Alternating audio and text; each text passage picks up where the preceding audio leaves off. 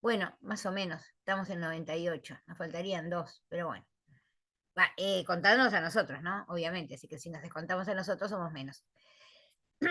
Hoy entonces vamos a terminar con leasing. Igualmente yo lo puse en el comienzo, la presentación, pues la voy a avanzar, o voy a intentar avanzarla rápido hasta donde aproximadamente, por lo que hoy cuando estuve preparando la clase, hasta donde habríamos llegado. Nosotros empezamos la clase pasada con leasing, primero vimos la cuestión de la normativa, vimos el tema de los fundamentos, bueno, sociales, económicos, coyunturales, no vamos a volver, vimos el concepto, vimos cómo era un poco la estructura y más de una, más de una presentación que hace referencia a la estructura, incluso de los dos tipos de leasing que tenemos. Hicimos la caracterización de este contrato como bilateral, oneroso, principal, consensual. Ya ahí nos estamos jugando una ficha porque una de lo que discutíamos el otro día era justamente si era consensual o era solemne por la forma como está redactado. La cuestión de la naturaleza jurídica, esto es importante porque en esta naturaleza jurídica hoy en día no se tiene duda que nos encontramos frente a un contrato de crédito, dada la función económica que tiene. Y digo esto porque yo estaba mirando la fecha en que habíamos escrito con mi estimada amiga, la profesora Zafir, y el primer trabajo nuestro era de 1990. En realidad nosotros ahí, en realidad estábamos hablando de una función de cambio, eventual función de crédito. Hoy en día no se duda de que evidentemente es una figura negocial cuya función económica tiene que ver con la situación de los contratos de crédito que nosotros oportunamente definimos, ¿no? Vimos el tema del objeto, porque evidentemente pueden ser bienes muebles no fungibles, pero también bienes inmuebles, cualquiera sea el destino. En cuanto al origen del bien, separamos esta situación, o sea, bien elegido por el usuario que el acreditante adquiere a un proveedor. este, digamos, en esta modalidad, obviamente, esto no se va a admitir en el leasing operativo. O bien que a la fecha del contrato es propiedad del propio usuario, el tema del leaseback, ¿no? Pactándose simultáneamente su venta al acreditante, el tema del leaseback o leasing de retorno. Y también, y finalmente bien, que a la fecha del contrato es de propiedad del propio acreditante.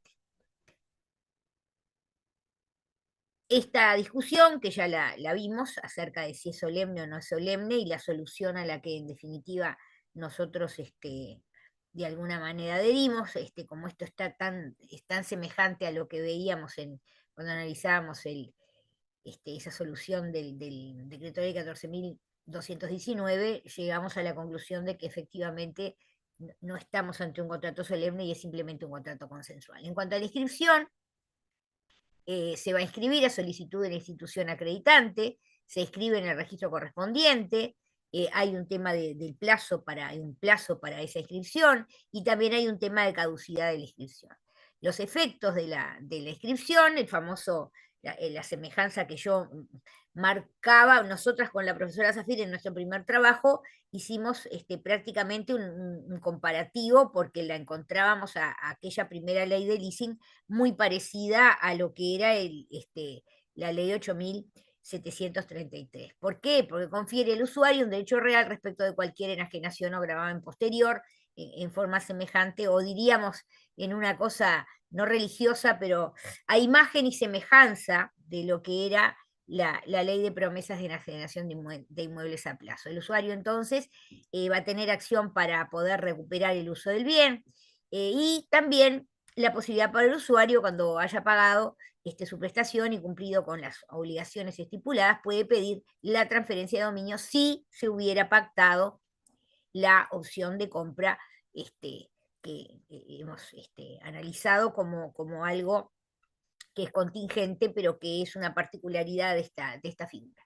Tipos de leasing. Por un lado, el leasing el crédito de uso financiero, donde hay un acreditante, que es una entidad de intermediación financiera, o sea, específicamente tiene que serlo, o empresas de giro exclusivamente financiero, o, y esto está agregado por una norma posterior, la caja notarial, profesional bancaria de jubilaciones y pensiones, esto agregado por este artículo 7 de la 16.205. Entonces, eso cuando estamos hablando del crédito de uso financiero. Por otro lado, el crédito de uso operativo, donde en realidad el acreditante puede ser cualquier persona física o jurídica. Esto está en el artículo 636 de la ley 17.296. Hablemos entonces del leasing financiero, lo vimos el otro día, definido en el artículo 1 de la 16.072, en la redacción que le da la 16.205. Crédito de uso es un contrato de crédito por el cual una institución financiera se obliga frente al usuario a permitirle la utilización de un bien por un plazo determinado y el usuario se obliga a pagar por esa utilización un precio en dinero abonable periódicamente. Como ustedes ven acá en el propio concepto no está el tema de la opción de compra que puede aparecer. Entonces el esquema, y acá aparece otro esquema, pero específicamente acá es el esquema del leasing financiero. ¿Por qué? Porque vamos a tener, por un lado, al proveedor, el banco y el usuario. Entonces, en realidad, la situación entre el proveedor y el usuario, acá viene el tema de que el usuario le plantea al proveedor la selección de cuál es el bien. El proveedor en realidad es el que aporta, lo vamos a ver, la garantía por vicios. A su vez, el proveedor es el que le paga perdón, estoy diciendo cualquier cosa. El proveedor es el proveedor, claro. Me parece.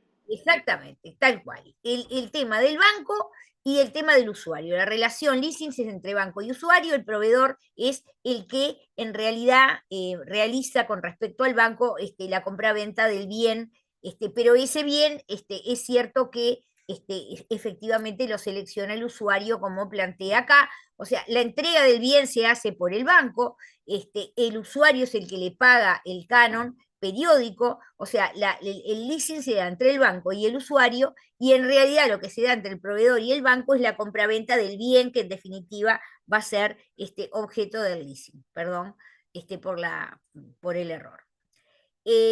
Hasta acá el tema del leasing financiero, vamos con el leasing operativo.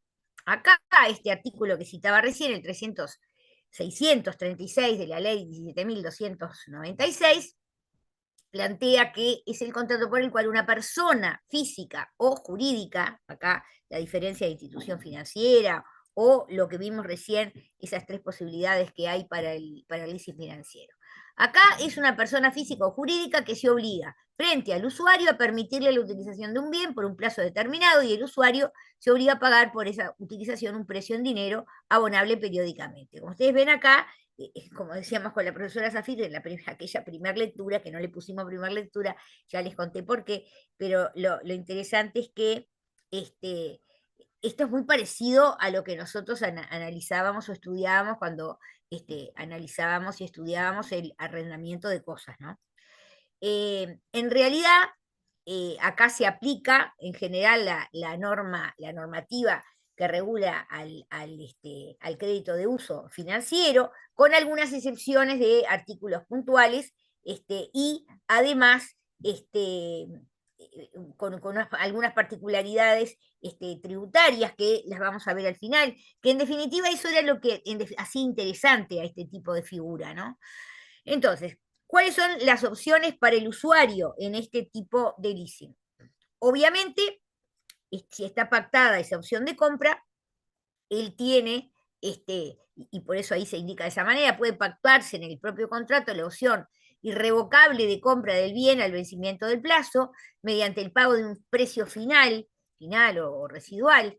En dicho caso se otorga el contrato de compra-venta cancelando la inscripción en el registro, porque en ese caso obviamente, en definitiva, el usuario deviene propietario de ese bien, ¿no? Acá recuerden siempre aquel esquema general que hacíamos de situación legitimante y situación legitimada. O sea, si al final de todo esto se produce, vamos a decir, se concreta esa opción de compra, en definitiva termina siendo propietario del bien el usuario. Pero también otra de las posibilidades es que haya una prórroga, porque vieron que siempre hay un plazo, que no es decir nada, porque ya sabemos que siempre hay plazo, el plazo es un elemento que no es un elemento accidental, sino que es un elemento natural y necesario, porque no puede evitarse, eso nos enseñó Blenquio hace muchos años, ¿no?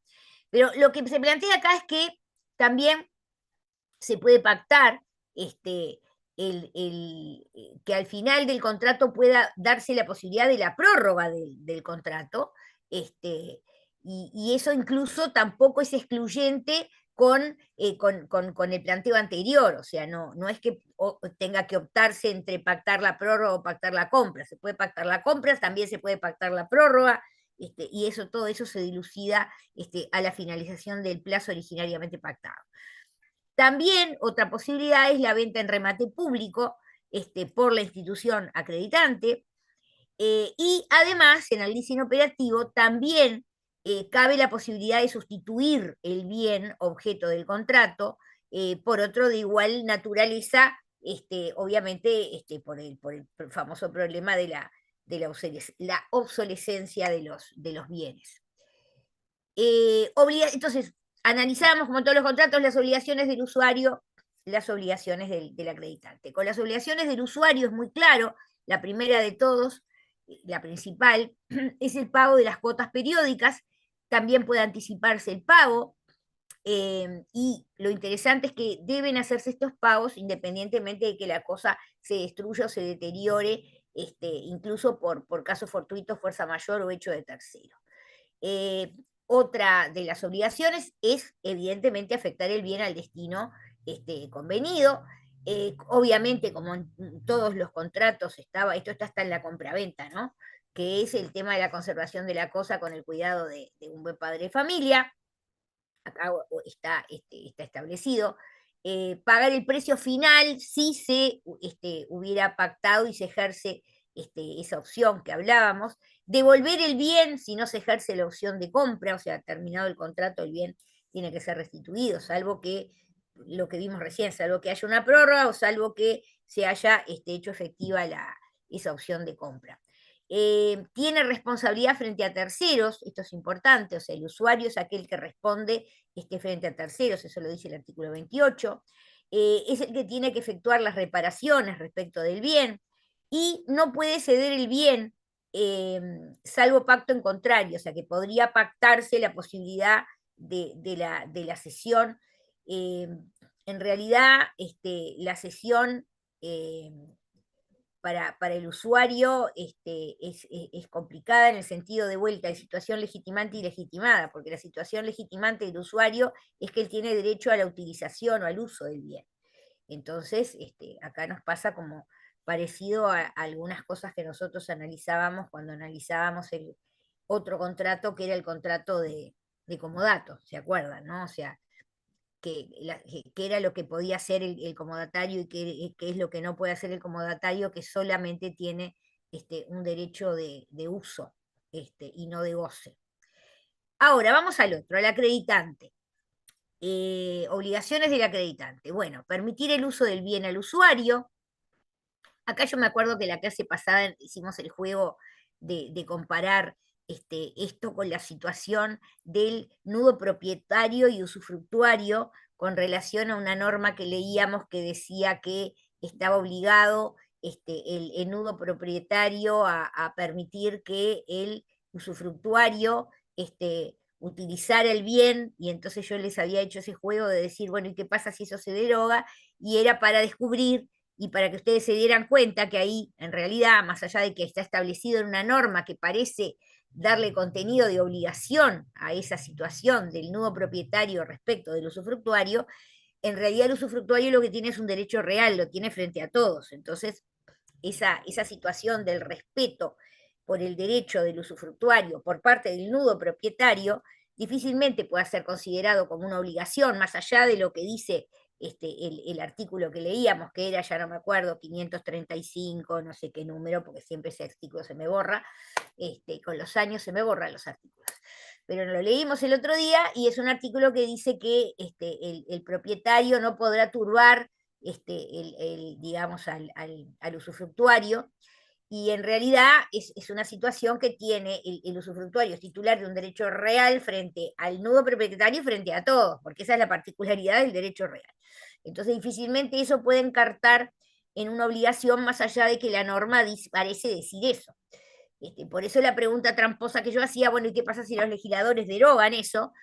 Y en principio no pasa nada, en la medida en que se siga manteniendo el instituto del usufructo como un derecho real menor de goce, que le da a ese usufructuario un derecho erga omnes frente a todos, oponible a todos, ¿no? Y además en ese caso clarísimo también se dan las dos facetas, las dos claves del derecho real, la absolutez, pero también la inmediatez, porque él tiene ese contacto directo con la cosa. Pero no interesa eso ahora. El tema acá es porque se plantea como obligaciones del acreditante permitir el uso del bien por parte del usuario. Por supuesto que le tiene que entregar el bien, ¿está? Y si no está en poder de, perdón, salvo que, como vimos, porque puede haber un caso, que sea un bien objeto de leasing, un bien que en definitiva hasta sea de propiedad del usuario y que por lo tanto esté en poder del usuario. Entonces, por eso dice entrega del bien si es que ya no está en poder del usuario, o eventualmente adquirir la cosa para incorporarla a este mecanismo del leasing de acuerdo a ese esquema que habíamos visto recién. También, cuando está haciendo esa operación de compra respecto al proveedor, tiene que notificar a ese proveedor, a quien le está haciendo la compra del bien, en realidad diciendo que esto está en un proceso de leasing, o sea, de la existencia del leasing, y esto es muy importante porque con ello, esa notificación que le hace al proveedor, se transfiere al usuario los derechos y acciones correspondientes al comprador. O sea que esto va a ser importante a ese respecto. Obviamente no turbar o embarazar la utilización del bien, acá estamos de nuevo en lo que nosotros planteábamos, inscribir el leasing, o sea, esto está, digamos, en la, como se dice el dicho, ¿no? La pelota está en la casa de Doña María. Bueno, acá la pelota acerca de quién tiene que hacer la inscripción del contrato está en la sede del acreditante, o sea, está dentro de sus obligaciones inscribir al leasing, y eventualmente defender al usuario por evicción, o sea, si aparece un problema de evicción, tiene que venir en este caso el acreditante a defender al usuario en ese tipo de situaciones. El acreditante no puede enajenar el bien salvo a otra institución acreditante, y en el leasing operativo puede enajenarlo, pero con las afectaciones que lograba. Tengo a Federico Álvarez con una pregunta que en realidad no tengo problema, pero que correspondería a la clase anterior, porque creo que hasta acá habíamos avanzado y yo estoy simplemente repitiendo lo que hablé en la clase anterior. Pero adelante, Federico, ¿cuál sería la consulta? Buenas noches, no, simplemente para ver si lo entendí bien. En las obligaciones, en las opciones, perdón, para el usuario, cuando vimos el tema de la compra, una de las cosas que decía era que se cancelaba la inscripción en el registro. Lo que se cancela justamente es esta inscripción, que es una obligación del acreditante del leasing, ¿verdad? Claro, o sea, esto es muy fácil, como te dije, como en definitiva, si se produce la compraventa, la situación legitimada es que el usuario deviene propietario, ¿tá?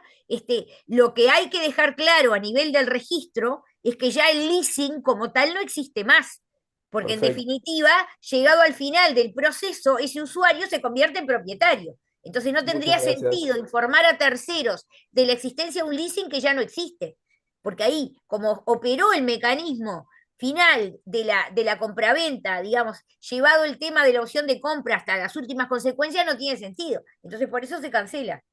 Perfecto, gracias. Básicamente es eso. Pero está bien la aclaración. Seguimos. Tema de los riesgos, que yo les decía, pregunta transversal de riesgos es una pregunta que a veces se hace. Con relación al acreditante, el acreditante responde por evicción, vimos que recién decíamos tiene que venir en caso de evicción respecto del usuario, tiene que venir a la defensa, responde por incumplimiento del proveedor, pero fundado en la falta de pago, pero no responde por incumplimientos del proveedor. vicios o defectos de la cosa, por caso fortuito, fuerza mayor, hecho de terceros, daños causados por terceros a la cosa, por reparaciones ni mantenimiento, por daños causados por la cosa, ni responsabilidad administrativa. O sea, hay, en definitiva, el responsable, lo vimos, el responsable, de acuerdo a cómo es la normativa, es definitivamente el usuario. ¿Tá? O sea, el alcance de por qué responde el acreditante es lo que se plantea acá en las dos primeras partes de esta transparencia. Y llegamos acá sí a esta etapa que no habíamos llegado y que es interesante y que yo sobre todo les quería decir, porque esto conecta con lo que sobre más adelante o sobre el final tendría que ser el taller. ¿Qué pasa con la resolución por incumplimiento? ¿No? ¿Cuáles son, en qué casos podemos llegar a esta famosa acción de resolución por incumplimiento? ¿Tá? Y quién obviamente es el legitimado activo. ¿Tá? ¿Tenía el lector la ley a mano como el otro día? Luis Ignacio, ¿tenés la ley? No, capaz que no. ¿Alguien la tiene? Ah, perdón. No, pero yo, perdón, yo te leí tu cara y me pareció que Está acá, está tu acá, está nota me acá. dice que está, pero tu cara como que me decía que no. Artículo 21. No podrá el Ahí, usuario destinar la cosa a otros objetos que los convenidos, o a falta de perfecto. convención expresa, a aquellos a que la cosa es naturalmente destinada o que deben presumirse de las circunstancias del contrato o de la costumbre del país. Si el usuario contraviniere esta regla, podrá la institución acreditante reclamar la rescisión del contrato con indemnización de daños y perjuicios o limitarse a esta indemnización dejando subsistir el contrato. Ahí está. O sea que ahí aparece, dice que está como al revés, porque primero, eh, Ahí me vamos a manda la decir, norma 23 y de, ahora yo vamos, estoy, pero porque igual antes quiero leer el 22 que viene enseguida. sí, Pero eh, simplemente para llegar al tema de cómo la institución acreditante puede ir a la opción por la resolución del contrato, el orden que da esta normativa es primero decir, en realidad, ya lo vimos, concretamente a qué estaría obligado ese usuario, que de no ser así o por incumplimiento de esas obligaciones, viste que al final termina diciendo que entonces la institución acreditante puede llegar a y le llama rescisión, todo ese tema, ¿no? La diferencia entre resolución y rescisión, porque evidentemente, y esto en general siempre es común a las situaciones de arrendamientos en general, donde verdaderamente a veces no se puede borrar del mapa lo ya sucedido, lo que pasó antes. Yo acá, perdón, me río sola porque siempre ponía un ejemplo de mi hijo, que actualmente es ingeniero, grado 5 del ORT, un bocho chiquilín, ¿no? Pero de chiquitito, era chiquitito, y entonces un día le tenían que sacar sangre, no me acuerdo, y entonces él me llama preocupado, había quedado preocupado, tenía 4 años, ¿no? Y entonces me pregunta si la sangre que le iban a sacar después se la iban a devolver. Me hizo ese planteo. Entonces, bueno, yo pensando en esa figura, la diferencia, para que a ustedes les quede para siempre este problema, la diferencia entre la resolución, que evidentemente siempre es algo que opera para el futuro, y la rescisión, que en realidad es algo que parte de un pasado que ya no se puede modificar. Obviamente también va a operar para el futuro, pero ¿qué pasa? Que hay un pasado que no se puede modificar, y acá sería donde viene el símil con, no, no chiquitito, la sangre que te sacaron no te la van a devolver. Y acá pasa lo mismo, la utilización, el uso que ya se hizo, no es algo que pueda estar en cuestión a los efectos de eso que hablamos de la vuelta de las cosas al estado anterior. Eso a veces se puede en una compraventa, por ejemplo, es perfectamente posible, porque es perfectamente posible devolver la cosa y devolver el precio. Pero en este tipo de negocio que tiene ese aspecto donde se permitía concretamente el uso del bien, bueno, eso no se puede devolver. Y por eso la norma plantea directamente la idea de la rescisión en los casos en que el usuario no está cumpliendo con esas obligaciones que le fueron establecidas. Te voy a pedir ahora, porque así vamos completando también, porque seguimos dentro del ámbito de lo que denominamos genéricamente resolución por incumplimiento, y vamos a leer el artículo 22, por favor. Artículo Que me 22. sí. Si el usuario no sale de la cosa como un buen padre de familia, responderá de los daños y perjuicios y aún tendrá derecho a la institución acreditante para demandar la rescisión del contrato en caso de un grave y culpable descuido. Bueno, es interesante esto, ¿no? Porque viste que en realidad como que el criterio del estándar no sé si es exactamente el mismo, ¿no? O sea, acá habría que hacer toda una,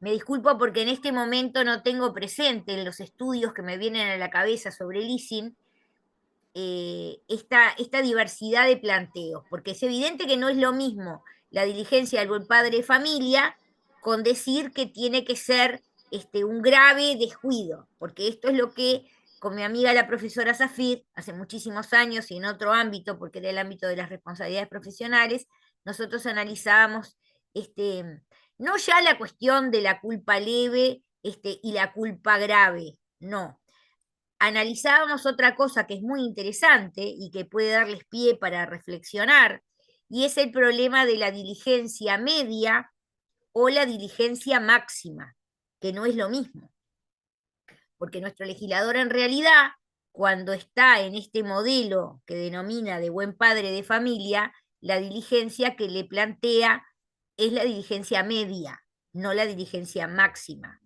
Sin embargo, allí, en esta última parte, parece que el legislador está colocando alguna otra cosa. Pero de cualquier manera, yo lo que les quiero plantear, y que Está es en el lo que artículo verdaderamente... 23, más o menos. Sí, ahora, enseguidita que vos lo querías leer desde hoy, ya lo leemos. No, simplemente lo que yo les quería plantear, y es es de perogrullo, pero se los quiero plantear, es que esto a mí en realidad es lo que más me interesa, porque los juicios, y por eso la sentencia 9/2024 del tribunal que yo integro es la que vamos a ver, y es una acción de resolución, o sea, porque esas son las acciones que se ven en la práctica, acciones promovidas en general, en este caso de leasing financiero, de leasing operativo no tengo presente, son acciones que tienden a la resolución del contrato. Eso es lo que se ve en la práctica y eso es lo que me importa que ustedes conozcan, más allá de que yo no sé si incluso en otras materias, de los llamados derechos comerciales, como esta es una institución muy propia de situaciones relacionadas eventualmente con el comercio, no lo vuelven a ver este contrato. Pero quiero que se vayan con una buena imagen o con un concepto claro de qué estamos hablando cuando estamos hablando de leasing, sea financiero, sea operativo. Leemos, sí, por favor, el artículo 23, Brum, por Artículo favor. 23. Lo dispuesto en los dos artículos anteriores no tendrá lugar si el usuario ejerce la opción de compra pactada para la terminación del contrato y paga las cuotas pendientes y el precio final con el descuento racional compuesto previsto en el inciso tercero del artículo 30 de la presente ley. Sí, que eso del descuento regional compuesto es una especie de entelequia rarísima, ¿no? Pero digo, como que dejó, digamos, un salvoconducto para, digamos, zafar de esta acción en esos casos donde en definitiva se hace la opción y aparece el tema del pago. Todas situaciones que son dificilísimas que se den en la práctica, porque siempre en definitiva en la práctica lo que hay es un problema financiero o económico por parte del usuario que va a ser muy difícil que venga, digamos, a poderse hacer cargo del precio ese residual, más allá de que muchas veces ese precio residual final no es realmente importante, pero ven que también habla de ponerse al día con una serie de cuotas y ahí es en general donde vienen los planteos, porque los planteos en general, como en todos los contratos, estos contratos, digamos, vamos a decir, que se ejecutan en el tiempo, que tienen que ver con el pago del precio en cuotas, se va a plantear la cuestión de quien reclama porque, por ejemplo, no se está cumpliendo con esos pagos, ¿no? Bien, entonces, como dice acá, está todo escrito en la presentación, ante el incumplimiento del usuario, el acreditante puede, y acá es importante, ¿qué opciones tiene frente a esto el propio acreditante? Esto lo he visto alguna vez, puede abandonar el bien y exigir el pago de lo adeudado, más el precio final, abandonar el bien. Eso tendría que buscarla porque estoy segura que tengo una sentencia. Después mi equipo me dirá si en algún momento yo la comenté con el equipo o la subimos, pero está bueno, estoy convencida que hay una sentencia donde había un tema de ejercicio de ese derecho de abandono del bien, con lo demás también. O por otro lado, la otra posibilidad, reclamar la restitución del bien con más el precio devengado hasta la fecha de la efectiva devolución, más los intereses. Y acá además, eventualmente, habrá que estar a ver qué es lo que se pactó, la multa, si es que hay una multa pactada. O sea, simplemente acá se incluye la idea de que también se puede reclamar la multa en la medida en que haya una multa pactada. Acá no voy a entrar, ese es un tema interesantísimo, porque acá cuando estamos hablando de la multa pactada, estamos en definitiva en nuestra vieja y querida cláusula penal. Podemos darle lectura, si te parece, el artículo 26, capaz, para tener más clara 26, esta perfecto. última. El 26 dice, cuando por culpa del usuario se rescinde el contrato, la institución acreditante podrá optar entre el reclamable el pago de todo el precio periódico por el tiempo transcurrido y el que falte para cumplirse el término pactado más el precio final, abonando el bien en beneficio del usuario o recuperar Es el el tema bien del abandono reclamando del bien. o recuperar el bien reclamando al usuario el precio periódico devengado hasta la fecha de la devolución efectiva con más los intereses moratorios y una multa que no podrá exceder del 50% del monto de las cuotas periódicas por el tiempo que falte para cumplirse el término pactado. En ambos casos podrá reclamar también la indemnización de los daños y perjuicios que el incumplimiento del usuario le haya ocasionado. Perfecto. Los daños y perjuicios, esto es interesante de considerar, siempre son aparte y acumulables, y tiene la particularidad que ya conocemos. Cuando es un tema de reclamo de daños y perjuicios, pues hay que acreditar la existencia y el monto de los daños y perjuicios. Acá lo interesante para la pena, que es, digamos, es una especie de cláusula penal, es que tiene, el legislador estableció una cierta limitación. ¿Se acuerdan que, recuperando de lo que hemos estudiado en este curso, en las brillantes clases del profesor Johnny Cabrera, que nos hablaba del tema de los intereses y en definitiva nos estaba planteando qué es lo que se puede reclamar y todo lo de...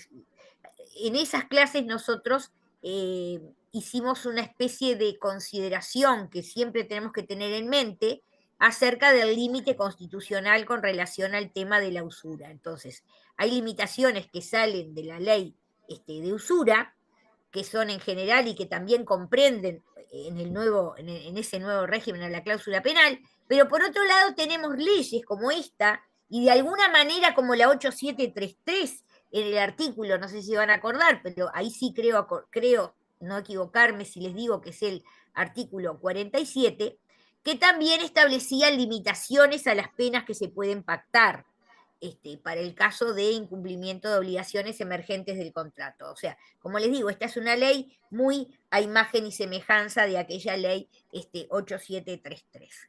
Y no me puedo quedar porque tenemos que avanzar. Entonces, a ver si no me salté nada. No. Ante el incumplimiento de usuario, perfecto, A, B, I. Finalizado el contrato, si no se hace uso por el usuario de la opción de compra o esta no está prevista y el usuario no restituye el bien, también se puede exigir la restitución, eso está en el artículo 30, y si el usuario cae en mora en el pago de 2 cuotas consecutivas, si se hubiera pactado periodos no mayores a un mes y de una cuota en los demás casos, puede el acreditante rescindir el contrato, artículo 27.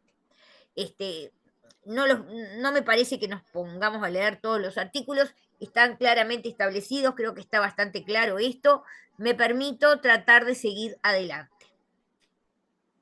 ¿Cómo es el procedimiento para obtener la restitución forzada? Es decir, claro, acá en realidad de nuevo, insisto, imagen y semejanza de lo que veíamos en la ley 8733, vamos a ir al proceso de entrega de la cosa. ¿Por qué? Porque ese es un proceso que ahora, a partir del Código General del Proceso, que en realidad es una ley, un código que existe desde 1989, ha tenido una modificación en 2013, pero básicamente es el mismo, dividió los procesos en tres tipos, ordinario, extraordinario y monitorio, y dentro de los procesos monitorios colocó directamente al proceso de entrega de la cosa, y por lo tanto, en esa medida existe una limitación de las excepciones que puede oponer el usuario, ¿tá? Y la institución acreditante evidentemente puede o podrá constituir garantía para lograr sin más trámite la orden judicial de entrega de la cosa dada en leasing, y eso lo dice el artículo 33. No sé, si los tenés a mano los leemos, pero no quiero perder mucho tiempo en esto. Tengo ¿Los todo a tenés a mano, sí. mano? Tengo, Perfecto. tengo la mano, el 32 y 32 o el 33. 33, Los cualquiera de dos. los dos. Primero el 32, después el 33. El 32. El procedimiento para obtener la restitución forzada en los casos previstos en los artículos 27 y 29 de la presente ley será el del proceso de entrega de la cosa. Solo serán admitidas como excepciones la de falsedad del instrumento en que se funda la acción, la falta de alguno de los requisitos esenciales para la validez de los contratos, pago o compensación de crédito líquido y exigible que se pruebe por escritura pública o por documento privado emanado del actor, prescripción, caducidad, espera o quita concedida por el demandante que se prueben por escritura pública o por documento privado emanado del actor, y la excepción de haberse ejercido válidamente alguna de las opciones previstas por el artículo 29 de la presente ley. Las excepciones inadmisibles serán rechazadas sin sustanciación, artículo 355 del Código General del Proceso. Si los escritos en que se deduzcan las excepciones no van acompañados de los documentos probatorios respectivos, se procederá conforme a lo dispuesto en el artículo 355.2 del Código Es un General del monitorio Proceso. documental, o sea, tiene que ir acompañado con la Está mal documentación. redactado, faltan comas y puntos, pero está. Sí, es así. ¿Viste qué vamos a hacer? Igual esto es algo que si alguno ¿cuántos somos? De los 121, mirá, somos 128 ahora, que espero que estén todos escuchando y no tengan simplemente conectado y estén tomándose unos mates o a esta hora algo un poco más fuerte. Estos son artículos que básicamente sería muy bueno que los conozcan especialmente los jueces, porque evidentemente esto es lo que hay que controlar en este tipo de procesos, y verdaderamente si se hace bien y se domina este tema, no se sigue adelante con juicios que ya de entrada están mal. O sea que esto sería interesante, sobre todo que los que quieran de estos 120, descontémonos nosotros, 126 personas que alguno pudiera o quisiera ser juez, sería muy No, bueno yo no puedo, yo no puedo. No, sí, y yo, así como yo tengo para salir, vos tenés una provisión para entrar ya directamente. Exacto. Muy bien. Bien.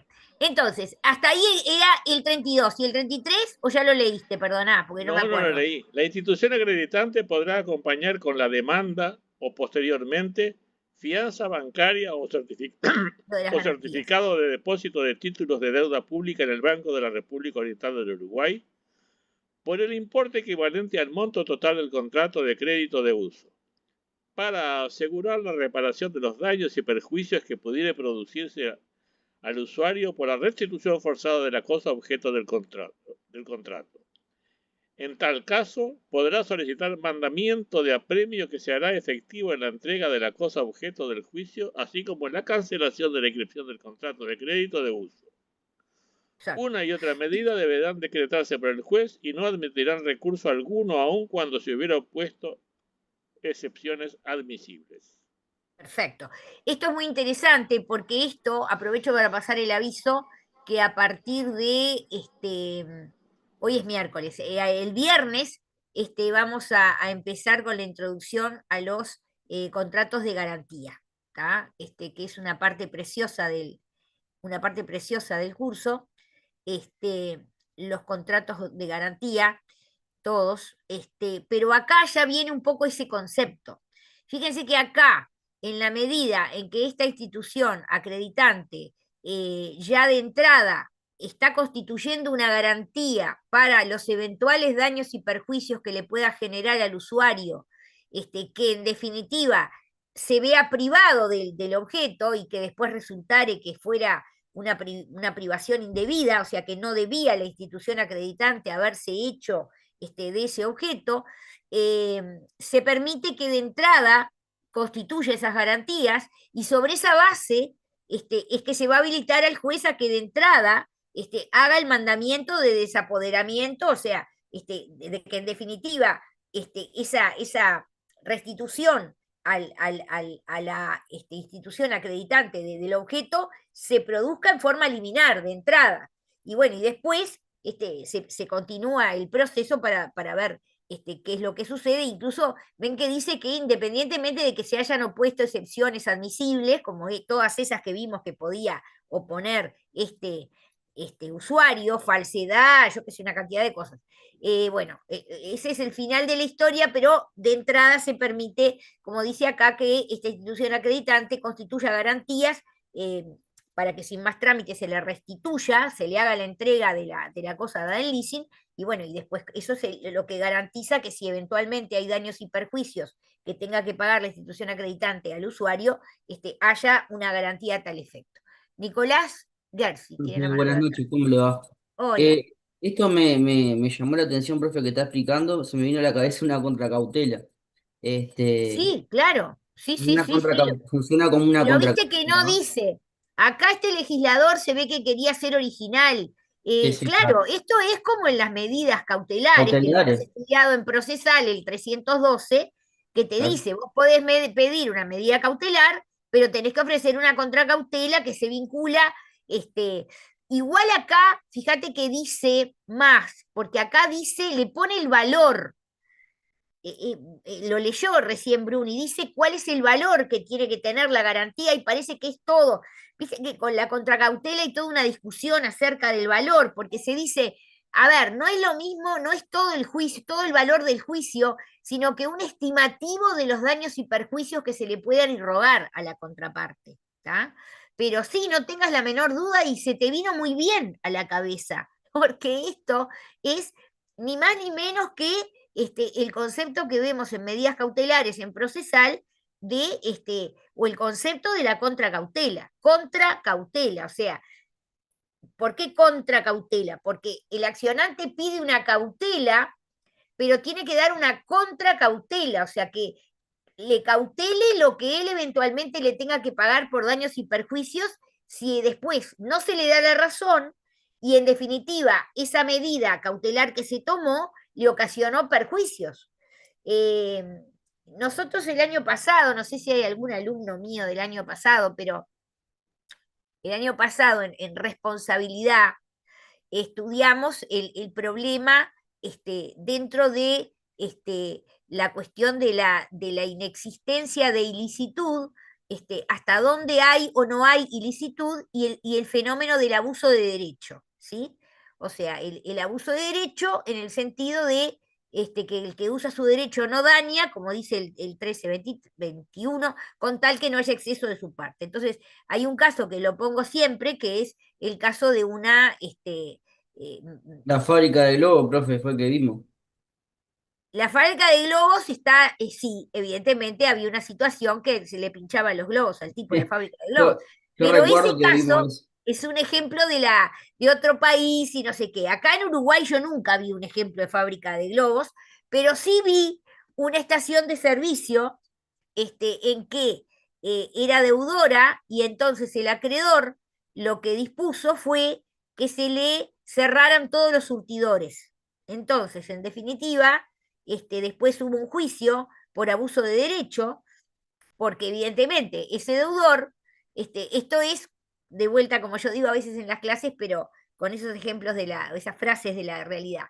Si matamos la gallina de los huevos de oro, no vamos a tener más huevos de oro, porque es la que pone los huevos de oro. Entonces, no matemos a la gallina que pone los huevos de oro. Y acá pasó exactamente lo mismo. Si yo tengo un deudor y yo le destrozo la fuente de producción que tiene incluso para poderme pagar la deuda, a mí en particular me va a ir muy mal, pero peor le va a ir a ese deudor. Y en ese caso, por ejemplo, en ese caso, se hizo lugar a un juicio en el cual se reclamaba por abuso de derecho, entendiendo que había habido un abuso al solicitar esa medida cautelar. Esto además, perdón que pase este aviso, pero me nace, es complicado, porque en realidad el juez, de nuevo, tiene que controlar, es decir, cuando el juez va a dar una medida, él no tiene que darla como se la pidieron.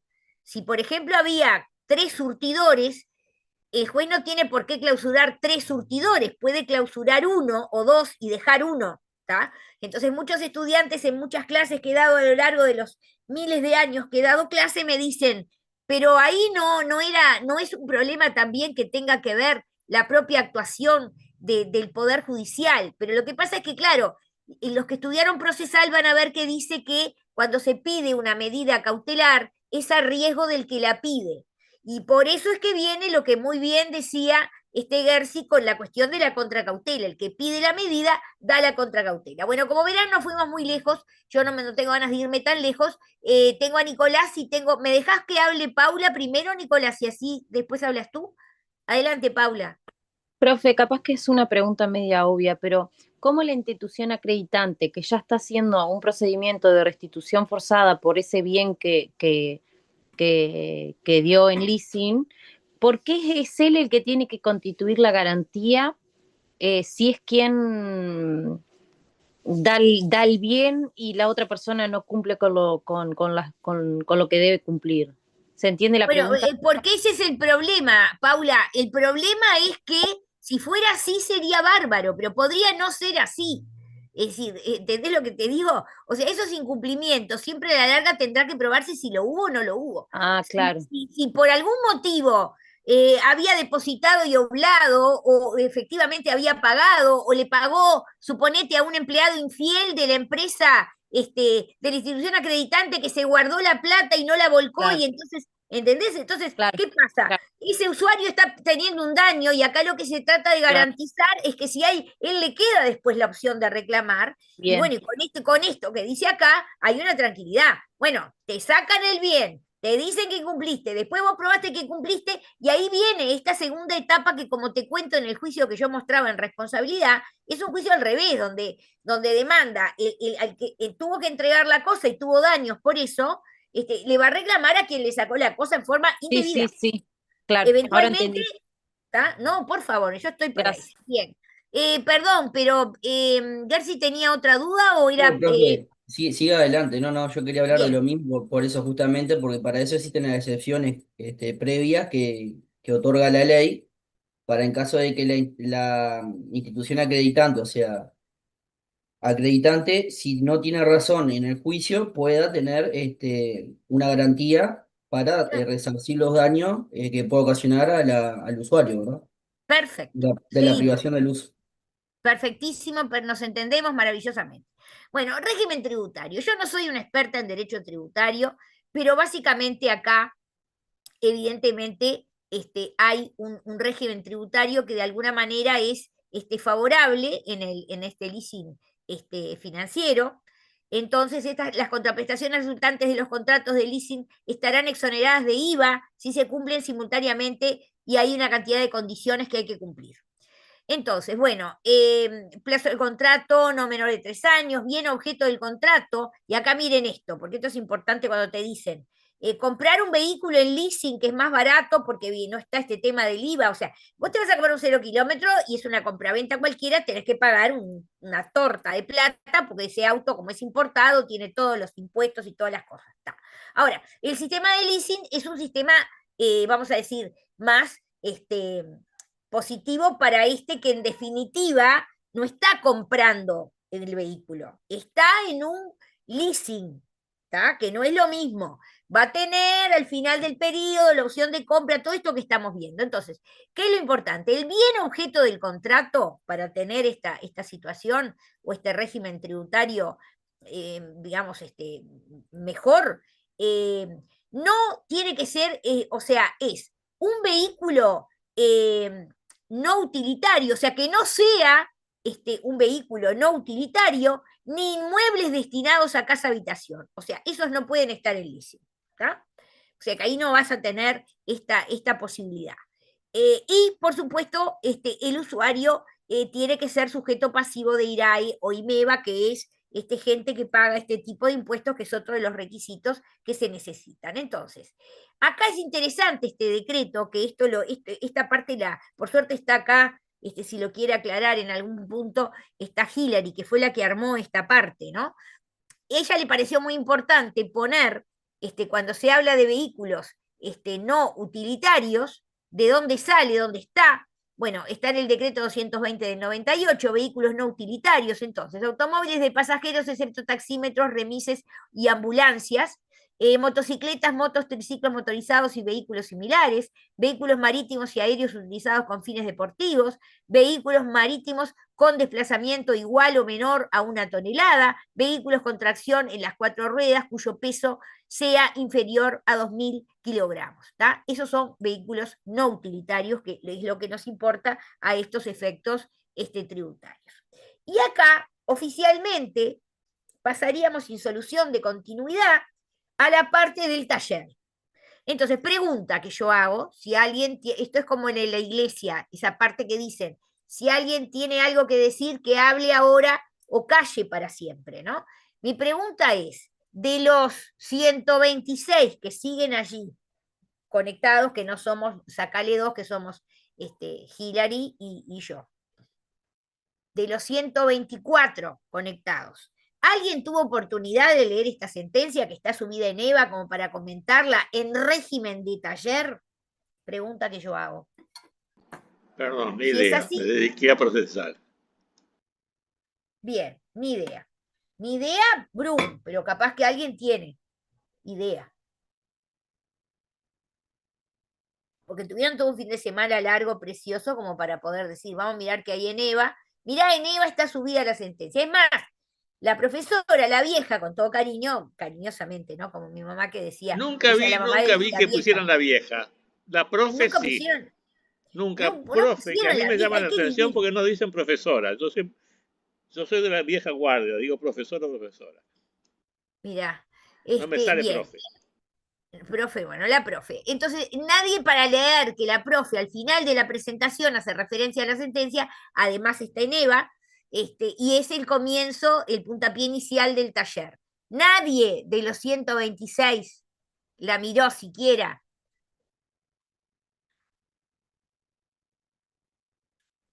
Y no escucho nada, ¿eh? Mirá mismo que no escucho nada. Se ve que nadie. Perfecto. 124, ya dije. Bueno, vamos a ver este caso, brevemente. Y con esto terminamos y seguimos, si ustedes quieren y si hay gente que tiene ganas de hablar. Sobre todo después pregunto de si están presentes lo de aquella sentencia que está pendiente. Así, esa gente que tiene una asignatura pendiente hoy puede dar por finalizada esa etapa de la vida. Pero vamos con esta sentencia 9-2024. Como les dije, a mí me interesa, después de haber visto un contrato, verlo cómo está funcionando en la práctica, y es como dice acá en la lámina, porque es cuestión de leerla nada más.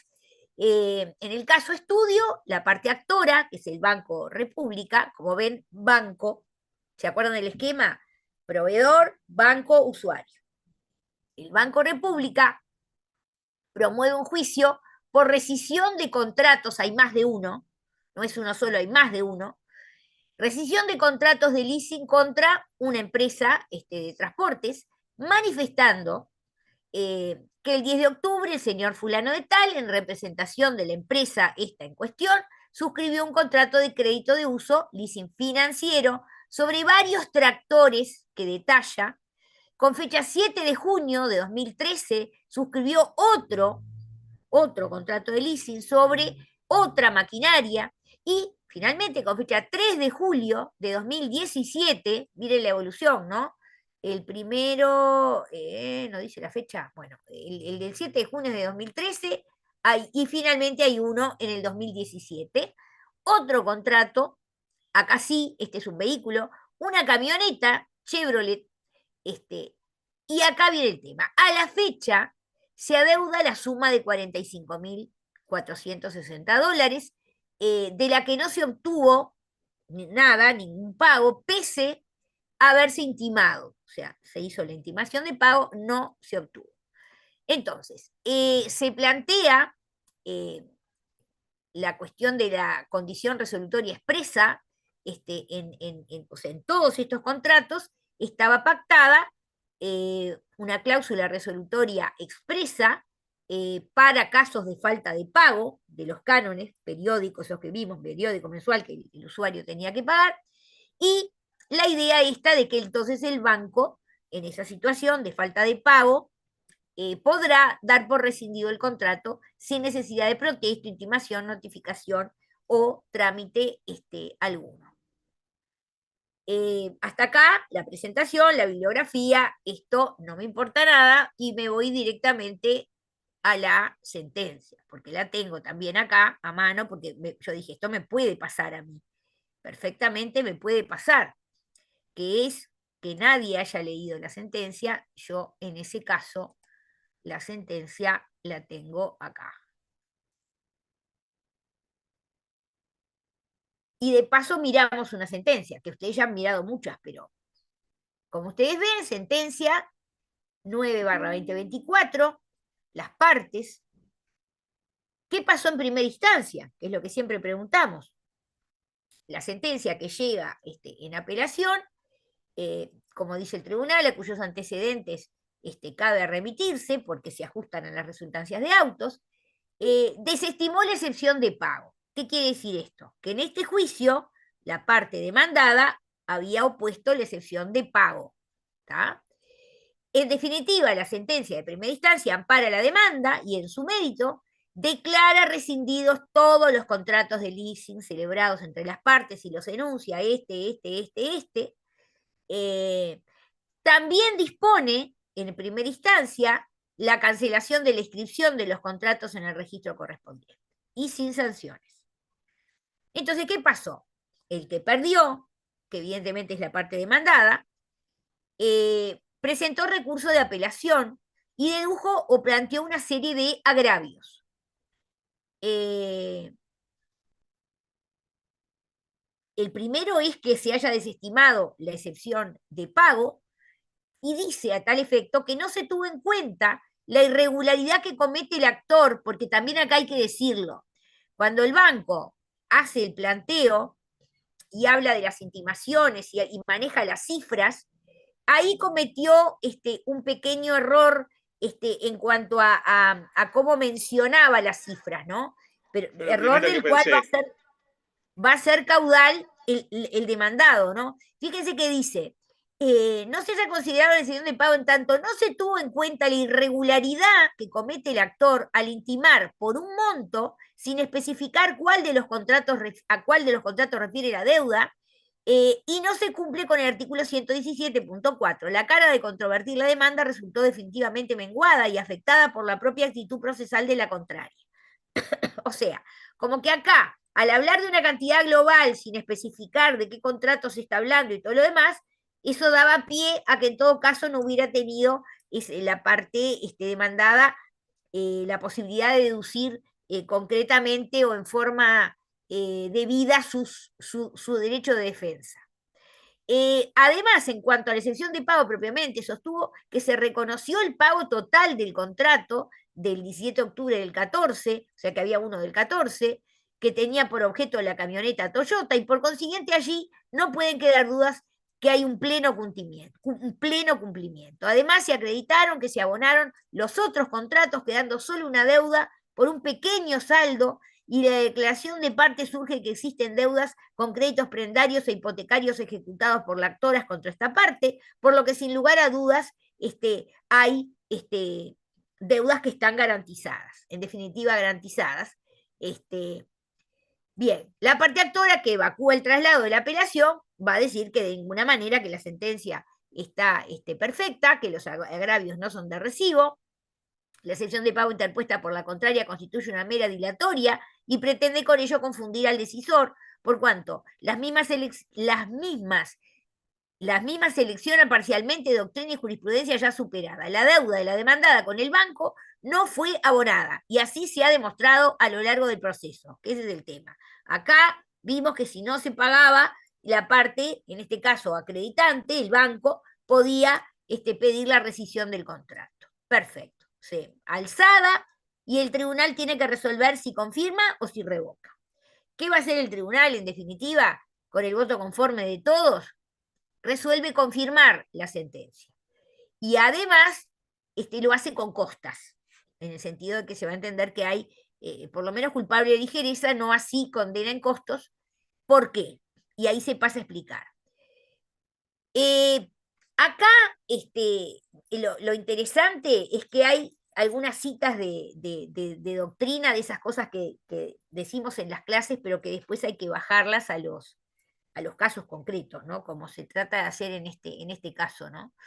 Entonces, el tribunal empieza con la opinión del profesor Juan Blengio, con carácter general, en opinión del profesor Juan Blengio, en todo el leasing hay un invariable núcleo básico. La concesión del uso y goce de un bien cuya propiedad permanece en cabeza del concedente a cambio de una contraprestación pagadera en cuotas periódicas, entre paréntesis, el canon. Sin embargo, este núcleo básico es insuficiente para para considerar figura a un tipo contractual autónomo. ¿Cuál sería la diferencia con un arrendamiento del bien o con una opción, con opción de compra? Para captarlo es verdaderamente esencial, hay que buscar por debajo del texto de la ley. Como yo les decía, y se los dije a lo largo de la clase, ¿no? Si uno lee la forma que está redactada, a veces está redactada en forma tan parecida al arrendamiento con opción de compra, pero esto el profesor Blengio lo hace desde su primer trabajo en que estudia el fenómeno del leasing. Nosotros vamos a ver que eso no es así, porque lo que hay que indagar acá, y vuelvo a esto porque me parece muy importante, es una teoría, lo vimos en teoría en las clases, pero acá lo vemos en la práctica. El contrato no es solo un negocio jurídico, sino que es una operación económica. Y de ahí la importancia de analizar cuál es la operación económica involucrada en esta figura.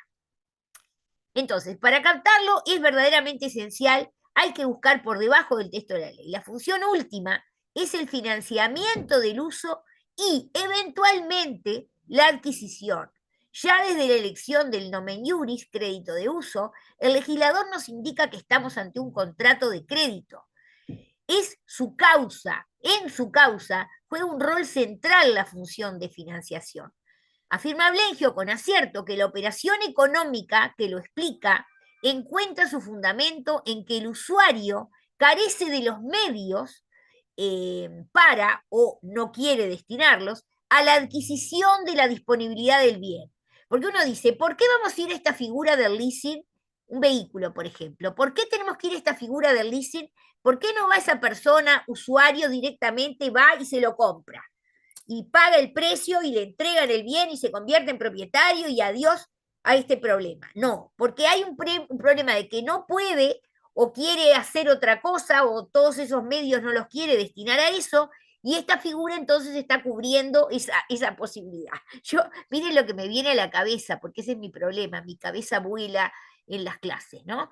Y fuera de las clases también. Pero digo, hace muchos años, porque recientemente vieron que se cumplió un año del fallecimiento de José Mujica, ¿no? Y yo recuerdo, hace ya unos años, que hablando de distintos temas, acuérdense que Mujica, incluso antes de ser presidente, fue ministro de Ganadería, después fue presidente, y entonces él manejaba esta figura del leasing como una herramienta para permitir que la gente no fuera directamente a la compra porque carecía de recursos, pero fuera un mecanismo que incluso le pudiera permitir utilizar el bien y al final, porque esa es la historia, al final terminar eventualmente convirtiéndose en propietarios de ese bien. Pero sigamos con Blengio, que en estos trabajos de leasing, a fines de la década del 90, fue el primer profesor que habló en Uruguay del contrato como operación económica. Y este fenómeno del leasing es el ejemplo, el perfecto ejemplo de eso. Afirma Blengio con acierto que la operación económica que lo explica encuentra su fundamento en que el usuario carece de los medios para o no quiere destinarlos en la adquisición de la disponibilidad del bien recordemos la necesidad económica del usuario, bien puede agotarse en el uso y goce del bien durante cierto tiempo, y porque quien financia la adquisición, dador, en lugar de suministrarle el dinero al usuario a fin de garantizar, perdón que me perdí, a fin de garantizar su inversión, adquiere el bien del proveedor indicado por el usuario, incorporándolo a su patrimonio, pero concediendo la disponibilidad material al usuario hasta tanto este último no abone la suma financiada.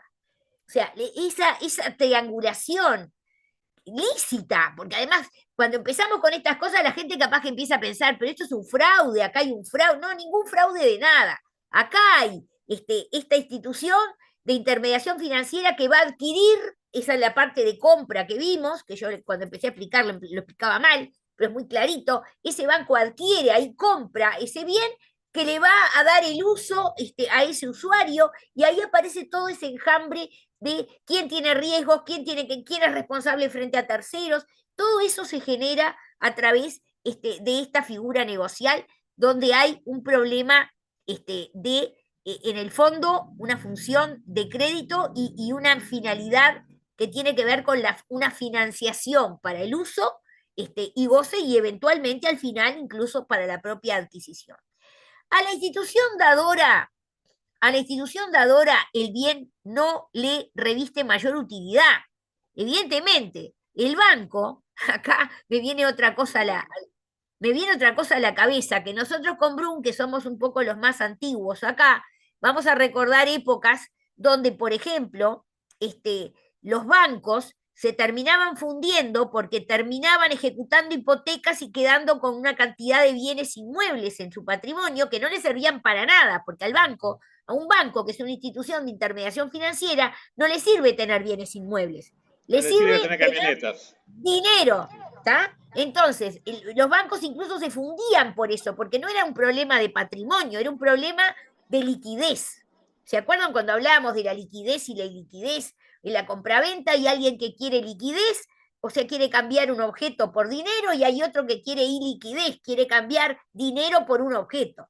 Bueno, acá la institución financiera, comprar un bien no le sirve para un pito de nada tenerlo ese bien en el patrimonio, sino que inmediatamente realiza este contrato de leasing financiero con este usuario, con estas características que estamos viendo. Entonces, como dice acá, la institución financiera el bien no le reviste mayor utilidad que la de constituir una garantía eficaz de la obligación del usuario de pagar el canon.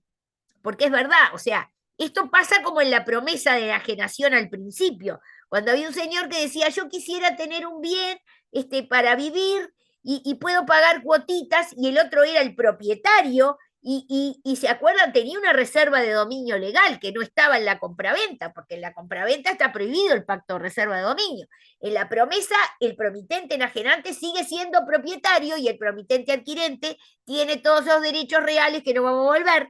Pero quiero decir, de alguna manera, la protección, yo les decía en aquel momento, del promitente enajenante estaba en que en definitiva él seguía siendo el propietario. Ahora, también había que proteger al promitente adquirente, porque no fuera cosa que a este le embargaran el bien, se lo sacaran, y este que pagaba todas las cuotas después no pudiera lograr que se le hiciera la transferencia del bien. Pero acá pasa un poco lo mismo, pero distinto, porque acá no es una finalidad de cambio, allá estaba clara la finalidad de cambio. El tema es directamente que alguien se termina quedando con la plata y el otro con el bien. Acá hay toda una cosa en el medio que es lo importante, que es esta finalidad o función de financiamiento para ese eventual uso y goce, y eventualmente para la adquisición. Entonces, como dice acá, uso y goce de su comprador no olvidar, así como el deber de realizar su mantenimiento. Esto se lo leo de vuelta. Esto es lo que explica que, como veremos, que se radique en la esfera jurídica del usuario el derecho de uso y goce del bien con su componente obligacional y real, así como el deber de realizar su mantenimiento, el padecimiento de los riesgos, incluso por la destrucción de la cosa, el derecho de perseguir su restitución si perdiera la tenencia, la responsabilidad quiliana por el hecho de la cosa, incluso las vicisitudes relativas a la compraventa pactada entre el acreditante y el proveedor. ¿Se acuerdan que eso era cuando yo les dije, cuando la institución le va a comprar al proveedor el bien que luego va en leasing, le informa de eso? para de alguna manera que no quede esa situación como sería de vendedor del originario, proveedor respecto de esta institución financiera, sino que en definitiva todo eso va a quedar en cabeza del usuario. Lo único que queda en el ámbito del acreditante es el derecho de propiedad y el deber de defender la cosa frente a terceros que pretendieran ejercer derechos.